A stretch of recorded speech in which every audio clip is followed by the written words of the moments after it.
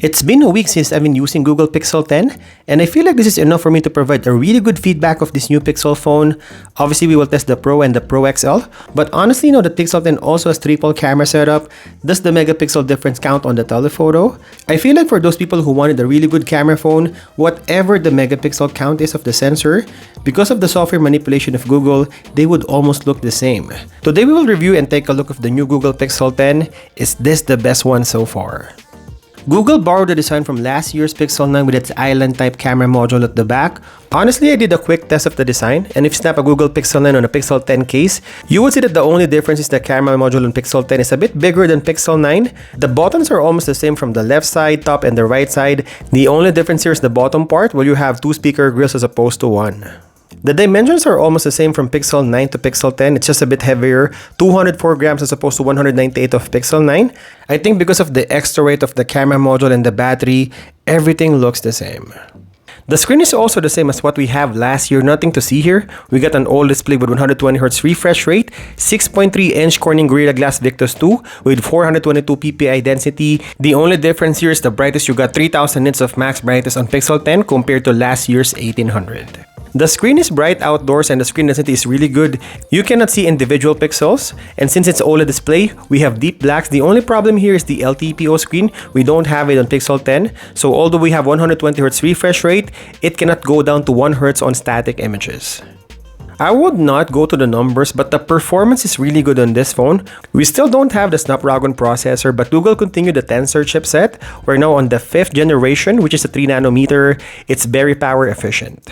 I have the base configuration of 128 gigs of storage plus 12 gigs of RAM, and gaming on this phone is quite nice. I can go high settings and refresh rate on Mobile Legends, which by the way is my go-to gaming for smartphones. And obviously everything I do on this phone, call, text, browsing, social media, and internet will be a breeze. So instead of focusing on the hardware, I feel I should be focusing more on the software and their AI features. It has Magic Queue, a new predictive feature that uses the context of what you're doing. We also have the Daily Hive feature found on the Discovery feed. Using my Google Calendar and YouTube activity, it curates a summary of my daily brief and what I did instead of going to different apps. And again, on the camera app, we have the Add Me feature, which obviously was on the Pixel 9, so nothing is new here in terms of the AI for cameras. Again, so many small things that Google added on the phone, which you will probably don't notice and needed, but it helps you because it suggests things that other phones won't do. Now, in terms of OS support, Google Pixel is now offering one of the longest support you'll ever find on smartphones. They're on top of their game, including Apple and Samsung. Google offers 7 years of OS upgrade and updates on the new Pixel 10. So imagine you have Pixel 17 on the market, and still Pixel 10 will have its last OS support. Now, in terms of camera performance, well, nothing is new. Google Pixel is one of the best. I will provide a separate camera comparison video of this phone versus other phones in the channel. I would probably start with iPhone and Samsung, then other flagship phones out there, so stay tuned. We have a 48 megapixel main sensor, 13 megapixel ultra-wide, and the new 10.8 megapixel telephoto. We also have 10.5 megapixel selfie.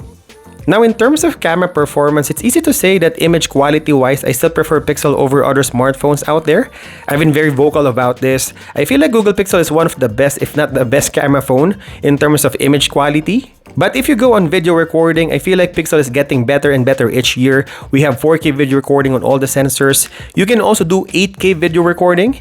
Image and video quality are quite nice and lively. On portrait shots, they're heavy beautification, so you can't complain about the looks. It's just a matter of personal choice. Here, I will show you some sample images and videos of Google Pixel 10.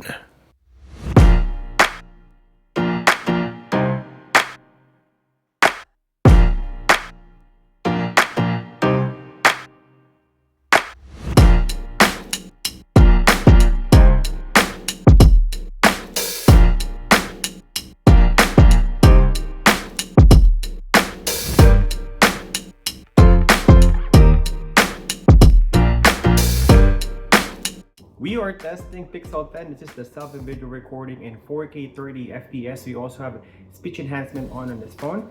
If you look on the video quality, it's quite nice. The colors are natural looking, a bit darker compared to Samsung and iPhone, and we also have natural looking tone compared to iPhone. So I think that's it for this selfie video recording. Now we're shooting using the rear camera of this phone main sensor. This is a 48 megapixel sensor. I hope I'm in frame on the shot. Again, we're using the speech enhancement on this phone. Let's check the zoom quality of Pixel 10. Alright, this is the zoom quality on Pixel 10. This is the stabilization on the ultra-wide. Switching to the main sensor, again, we're testing the stabilization. This is 2x and this is 5x. This is my working space, so just checking the low light video recording on Pixel 10. This is ultra-wide. This is the main sensor.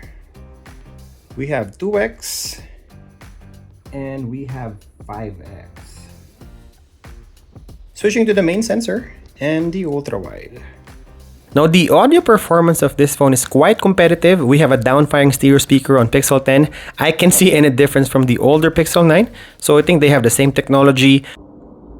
Which phone is better on vlogging on the ultra-wide? I bet nothing phone 3 because of the 4K 60 FPS. Now which phone is better on vlogging on the ultra-wide? I bet nothing phone 3 because of the 4K 60 FPS. We don't have 3.5mm headphone jack, so obviously we will use the USB Type-C dongle for the earbuds. And of course, you can use a wireless earbuds or headphone. This phone supports Bluetooth 6.0 with aptX, HD, and LE for more reliable connection and power efficiency. I think this is the first phone in US to support Bluetooth 6.0.